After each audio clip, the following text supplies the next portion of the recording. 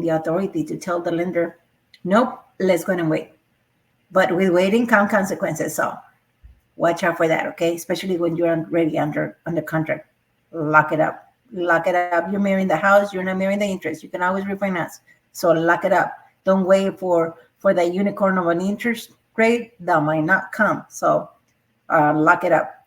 Uh, Another thing, let's get rid of the interest situation and conversation.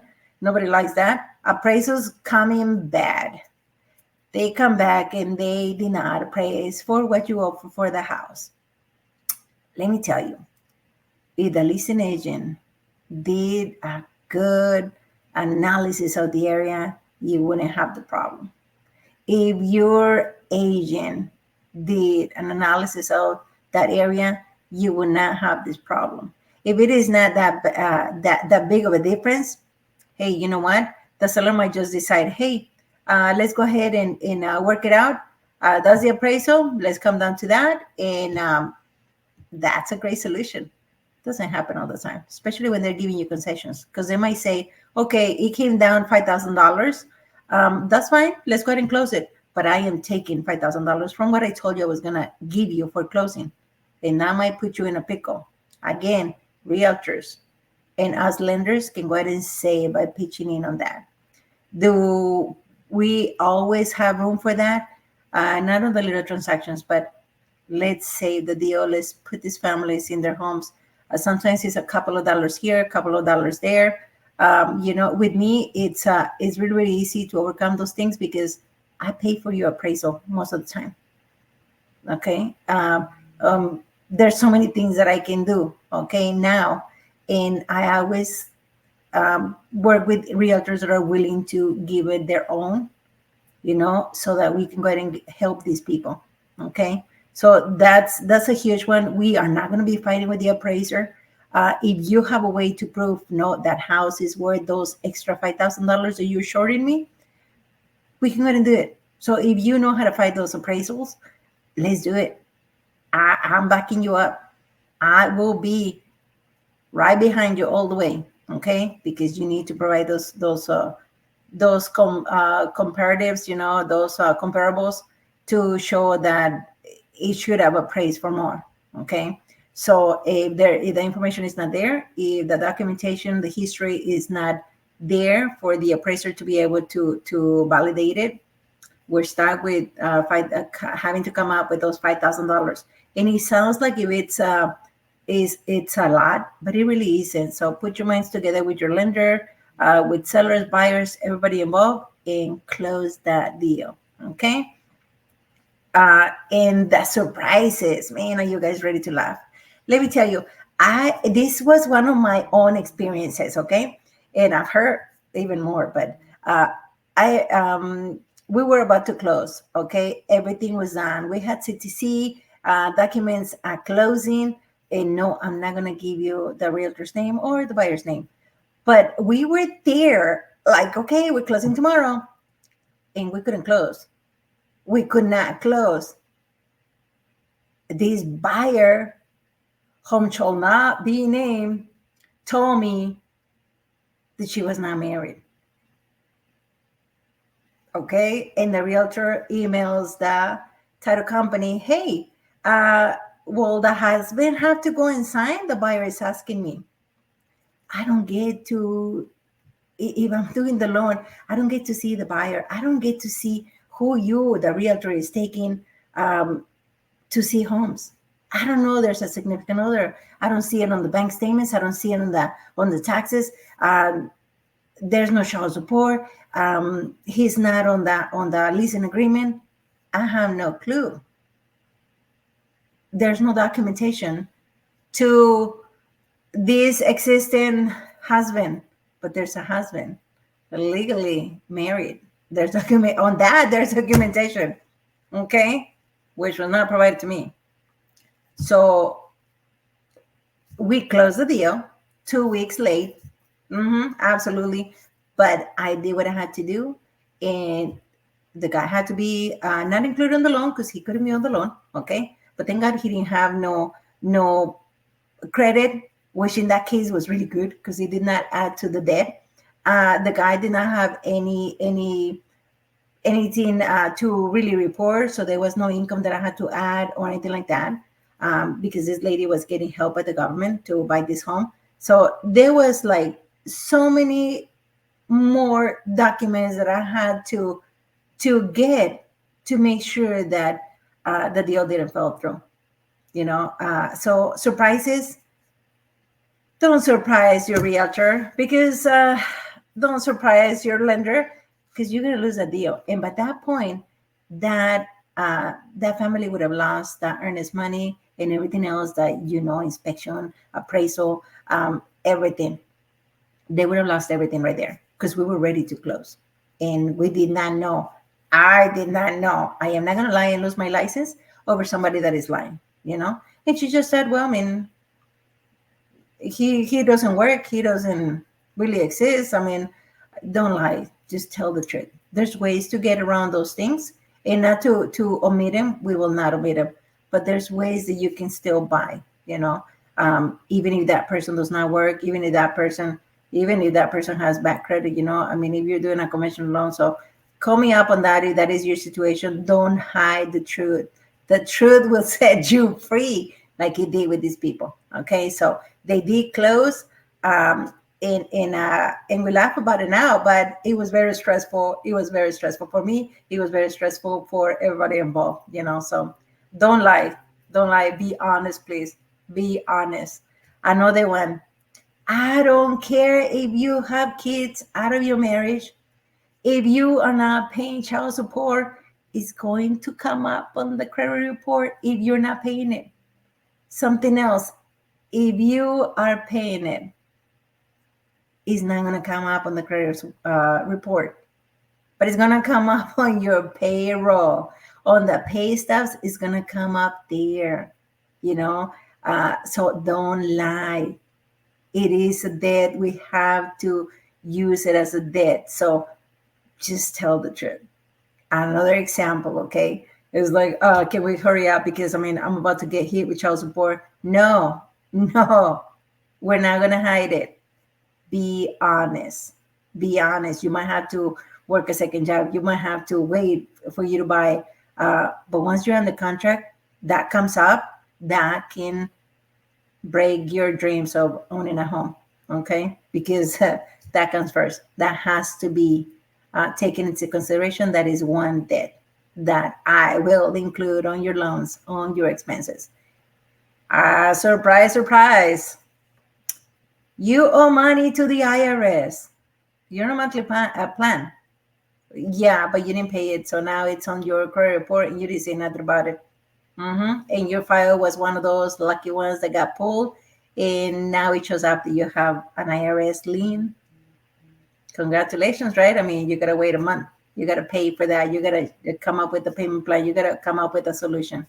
That unfortunately did happen. And it was not a lien. It was one of those things that was not disclosed. It happened. This family was making payments, and we just had to again extend closing, but they closed because they had kept up with the payments. So be honest. I mean, not everything comes up on the credit report, especially when you are paying your child support on time. When you are paying your taxes, you do your taxes and you owe money back. You're gonna on a 6 or 12-month repayment plan. You're making your payments. That's not gonna come up on the credit report, but it's gonna come up somewhere. How do you make your tax payments to the IRS? Online.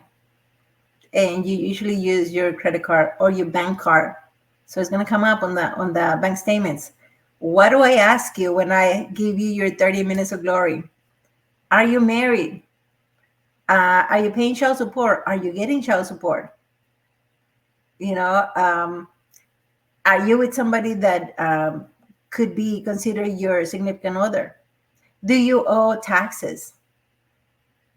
And the last one, which is not fun. It is not fun.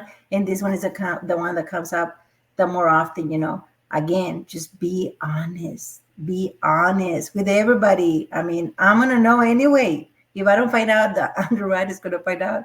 So this one is where the underwriter finds out and you're already in the contract and you already spent all this money. You are not a first-time home buyer. You are not a first-time home buyer. You have a piece of land. You did not tell me you had a piece of land. Guess what? That's public record. It's not going to come up on your credit report. You already paid for it. You're not making payments.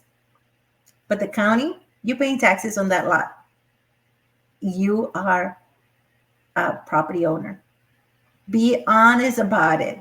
These are the questions that I ask you anyway. That's why I say, give me 30 minutes of glory. I am going to hear you, all your concerns, all your questions, all your doubts, all your fears, and then I'm going to ask you. And it's not an interrogatory, but sometimes it feels like it, but I need to know these things. I don't want to spend your money.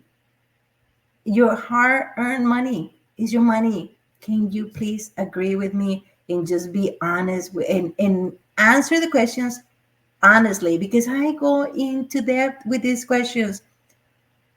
If some of this stuff is gonna come up, so just tell me so that I can prepare and really put everything in perspective and work with the truth. Because then I can look for solutions. Okay, not that they're problems. You owing the IRS, that's not a problem. Congratulations, you owe the IRS. That means you made a lot of money. Okay, more money than what they would like for you to do, and they love to get your money. So congratulations, you're making good money. I'm sorry, you have kids, that you have to pay child support. That stuff did not work out, that relationship. I'm sorry about that, but I still need to know. Not to gossip, but to help you out, come up with a solution that's going to overcome that payment, because that payment you're going to pay for 18 years. Okay. But there's only 2 more years. But then either you wait or you make more money or you pay off some debt because that's too much debt for you. So there's situations. Okay. So whether you are legally married or not, oh my God. No, I don't divorce nobody. No, I do not marry anybody. But if you are with somebody, you guys are not legally married or whatever, you didn't go and sign a paper and you're not married. You're not the missus, you're not the mister. You guys just live together. Well, guess what? They're on social media as you guys are a couple. You guys do your taxes together. You guys have kids together. Come on, people. I mean, there's situations that, they just make me laugh. So be honest with your lender. Be honest with me, please.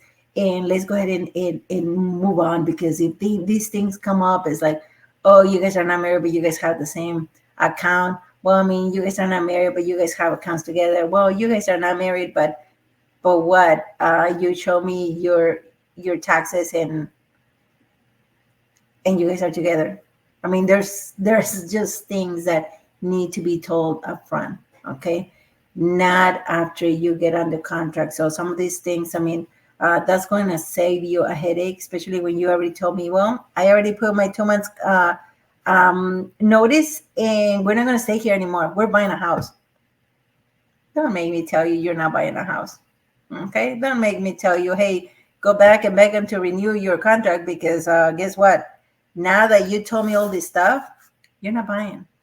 So be honest. Be honest.